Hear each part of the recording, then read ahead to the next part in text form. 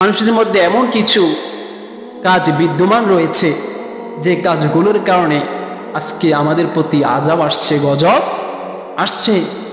তার মধ্যে একটি হচ্ছে গনিমতের মাল নিজের সম্পদ মনে করা। গনিমতের মাল হচ্ছে মানে যুদ্ধের পরে যে মালগুলো অর্জন হয় সেটা হচ্ছে গনিমতের মাল। বর্তমানের সময় যুদ্ধ নেই, কিন্তু বর্তমানের সময় গনিমতের মাল কি বলা হচ্ছে? আল্লাহর রাস্তায় যে টাকা, এতিমদের যে টাকা, মাদ্রাসার হক, মসজিদের টাকা, এভাবে যে আল্লাহর রাস্তায় যে টাকাগুলো আছে এগুলো কি আজকে আমরা মেরে খাচ্ছি। এগুলোকে আজকে আমরা মেরে খাচ্ছি। আজকে মসজিদের টাকা আজকে আমরা মেরে খাচ্ছি, মাদ্রাসার টাকা আজকে আমরা মেরে খাচ্ছি, এতিমদের হক আজকে আমরা মেরে খাচ্ছি। আল্লাহর রাস্তায় যে টাকাগুলো সেগুলো আজকে আমরা মেরে খাচ্ছি। এগুলোর কারণে আজকে আমাদের প্রতি আযাব আসে। এরপরে আমানতকে খেয়ানত করা, আমানতকে নিজের সম্পদ মনে করা, ব্যবহার করা। আজকে আমাদের ভাই আমাদের কাছে আমানত রাখে, হয় সেটা টাকা হতে পারে বা অন্য কিছু হতে পারে। আমরা কি করি? সে টাকাকে নিজের সম্পদ মনে করে ব্যবহার করে ভেঙে ফেলি।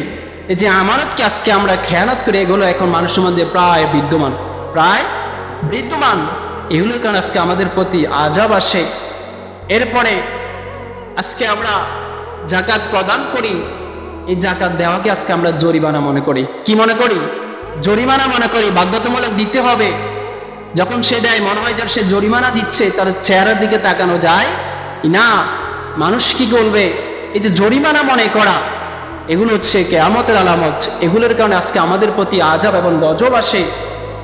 এমনকি সবচেয়ে বড় বিষয় হচ্ছে কি, স্বামী যখন স্ত্রীর কন্ট্রোলে চলে যায়, স্বামী যখন স্ত্রীর কন্ট্রোলে চলে যায়, যখন স্ত্রীর কথায় উঠবোস করা হয়, পরিবারের মধ্যে যখন স্ত্রী অথবা মহিলা সর্দার হয়ে যায়, পুরুষরা যখন দর্শক হয়ে যায়, তখন আমাদের প্রতি আযাব এবং গজব আসে। বর্তমানের সময় প্রায় ম্যাক্সিমাম ঘরের মধ্যে এভাবেই চলছে। মহিলাদের কথায়, স্ত্রীদের কথা এখন উঠবোস করা হচ্ছে। এখন স্ত্রীরা, মহিলারা হয়ে যাচ্ছে সর্দার আর পুরুষরা হয়ে যাচ্ছে দর্শক। এগুলোর কারণে আজকে আমাদের সমাজের প্রতি আযাব এবং গজব আসে। রাসূল করিম সাল্লাল্লাহু আলাইহি ওয়াসাল্লাম ইরশাদ করেছেন যে ঘরের মধ্যে, সেই সমাজের মধ্যে একজন নারী নেতৃত্ব দিবে, নারীর কথায় চলাফেরা করবে, ওই সমাজ, ওই পরিবার ধ্বংসের দিকে, ও পরিবার ধ্বংসের দিকে, এমনকি আযাব অতি নিকটে, আযাব অতি নিকটে। এরপরে সন্তান যখন মা বাবার অবাধ্য হয়ে যায়, সন্তান যখন মা বাবার অবাধ্য হয়ে যায়, বর্তমানের সময় সন্তানরা এখন মা বাবার সাথে খুবই খারাপ আচরণ করে। এমন ছেলে আছে তারা মা বাবার প্রতি হাত তুলতে যায়, এমন নিকৃষ্ট ছেলে, এমনও সন্তান আছে, অথচ যে মা বাবা বদদুয়া দিলে সঙ্গে সঙ্গে কবুল হয়ে যায়, সঙ্গে সঙ্গে কবুল হয়ে যায়। এটার কোনো মাধ্যম থাকে না। আজকে আমরা, এমনও সন্তান আছে, বন্ধুদের থেকে আজকে আমরা, মা বাবা থেকে আজকে আমরা বন্ধুদেরকে প্রায়োরিটি বেশি দিচ্ছি, বন্ধুর সাথে ভালো আচরণ করি, ঘরে আসলে মা বাবার সাথে খারাপ আচরণ করি।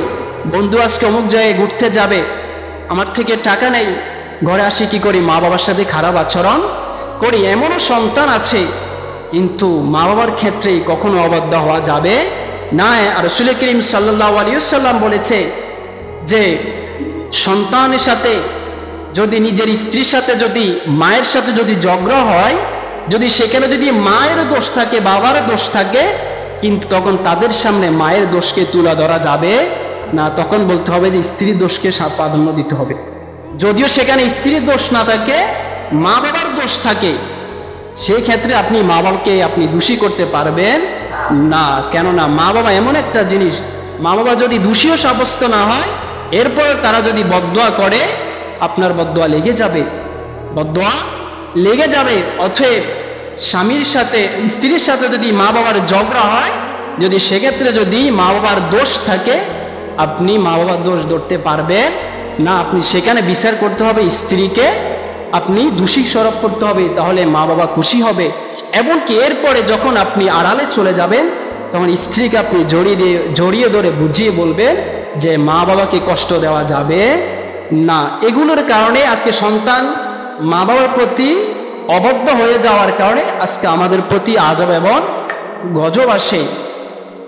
এরপরে অশিক্ষিতরা যখন, মূর্খরা যখন সমাজের মধ্যে নেতৃত্ব দিবে, নেতা হয়ে যাবে, বেনামাজি ব্যক্তি যখন, মূর্খ লোক যখন, অবৈধ যে ইনকাম করে এমন ব্যক্তিরা যখন সমাজের মধ্যে নেতৃত্ব দিবে, তখন সমাজের মধ্যে ধ্বংস অবধারিত। ধ্বংস কি অবধারিত, লানত, গজব এগুলো আমাদের প্রতি আসবে। বর্তমানে তাই হচ্ছে। আজকে আমরা শিক্ষিত লোককে, নামাজি ব্যক্তিকে আজকে আমরা প্রাধান্য দিচ্ছি না। আজকে যারা সমাজের মধ্যে যারা নেতৃত্ব দেয় তারা হচ্ছে বেনামাজি, এমনকি অবৈধ ইনকাম করে খায়, এমনকি মূর্খরা এখন নেতৃত্ব দিচ্ছে, যার কারণে আজকে আমাদের সমাজের মধ্যে কোনো পরিবর্তন আসছে না, লানত এবং গজব আমাদের প্রতি আসছে। এরপরে অশিক্ষিত ব্যক্তিকে যখন, মূর্খ ব্যক্তিকে যখন আমরা ভয়ে তাকে সালাম দিই, সালাম হচ্ছে দু প্রকার। একটা হচ্ছে কাউকে মহব্বতে ভালোবেসে অন্তর থেকে সালাম দেওয়া, সেটা অটোমেটিকলি কি অন্তর থেকে আসে। আরেকটা হচ্ছে কোনো নেতাকে, অশিক্ষিত মূর্খকে তাকে সালাম না দিলে হয়তো আমার বিপদ হতে পারে, আমাকে মারধর করতে পারে, তাকে ভয়ে আমরা সালাম দিই। এ ব্যক্তি নেতা, আমরা তাকে কি ভয়ে সালাম দিই, তাকে সালাম দিতেই হবে, কিন্তু অন্তর থেকে ওই ব্যক্তি সালাম আসে না, সে সম্মান পাওয়ার যোগ্য নয়, কিন্তু তাকে সম্মান করতে হচ্ছে।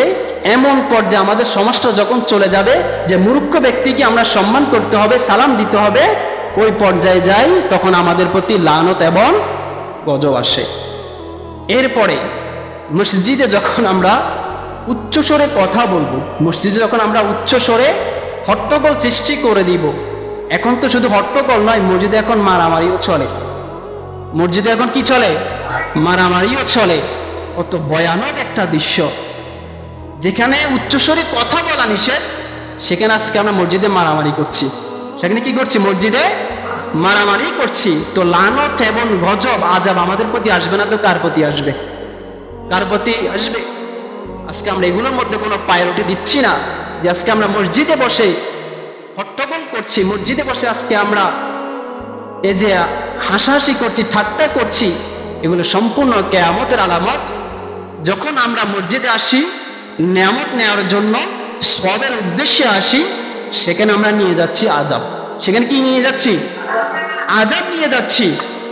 কেননা মসজিদ দু প্রকার, একটা হচ্ছে ধ্বংসের কারণ, আর একটা হচ্ছে নিজেকে নেকের পাল্লা ভারী করার কারণ। আপনি মসজিদে আসবেন, ঠান্ডা মাথা থাকবেন, জিকির আজকার করবেন, নামাজ পড়বেন, নেকি অর্জন করে চলে যাবেন, মসজিদ আপনাকে সাক্ষী দিবে। কিন্তু যখন আপনি মসজিদে আসবেন, হট্টগোল সৃষ্টি করবেন, তখন আপনার অতীতের আমলগুলো মসজিদ ধ্বংস করে দিবে। অতীতের আমলগুলো মসজিদ কি করে দিবে? ধ্বংস করে দিবে। তো মসজিদ সওয়াবের কাজ, আবার মসজিদ ধ্বংসেরও কাজ।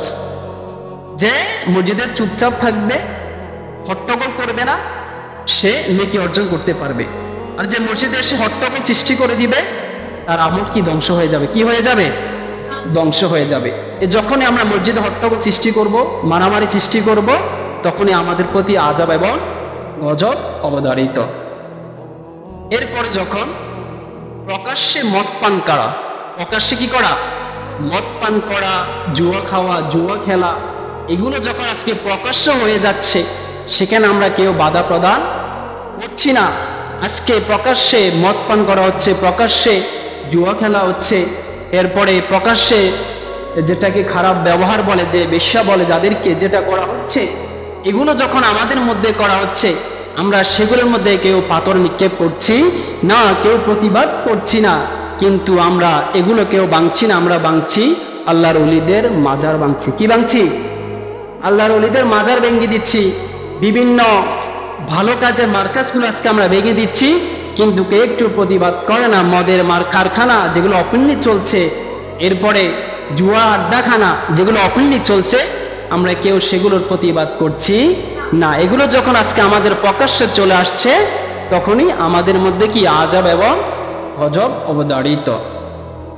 এরপরে বাদ্য যন্ত্রণা, গান বাজনা যেগুলো আজকে বর্তমান হয়ে যাচ্ছে, এখন ঘরে ঘরে সবাই গায়ক হতে চাচ্ছে, নায়িকাদেরকে, যারা অশ্লীল কাপড় পোশাক পরে তাদেরকে অনুসরণ করছি এই কারণে।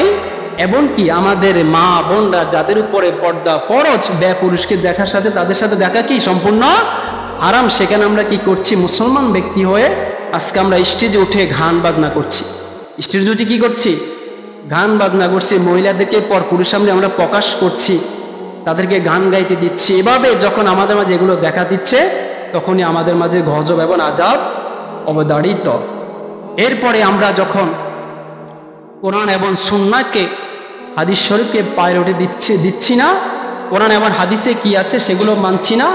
বর্তমানের সময়ে যে আমাদের যারা শায়েখ আছে অথবা আলেম উলামা আছে, আমরা সেটাকে প্রাধান্য দিয়ে আমরা কোরআন হাদিস কিছুই আমরা যাচাই বাছাই করছি না, তখনই আমাদের মধ্যে আযাব এবং গজব আসবে।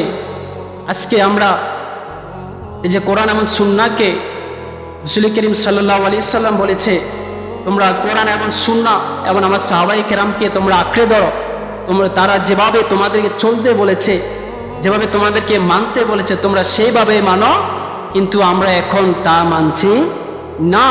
আজকে আমরা যে কার্যক্রমগুলো করছি, যে আবু হানিফা রাদিয়াল্লাহু তাআলা আনহু যিনি আমাদেরকে শিক্ষা দিয়েছেন কিভাবে আমাদেরকে নামাজ আদায় করতে হবে, যিনি হচ্ছেন তাবেঈন, যিনি সাহাবায়ে কেরামদেরকে দেখে দেখে নামাজ পড়েছেন, তিনি বলেছেন আমরা যেন নাবির নিচে সুন্দরভাবে হাত বেঁধে নামাজ পড়ি।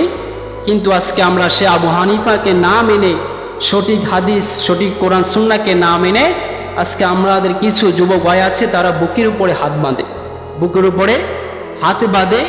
এটার সহিহ হাদিস আছে কিন্তু সেটা রহিত হয়ে গিয়েছে। সেটা কি হয়ে গিয়েছে?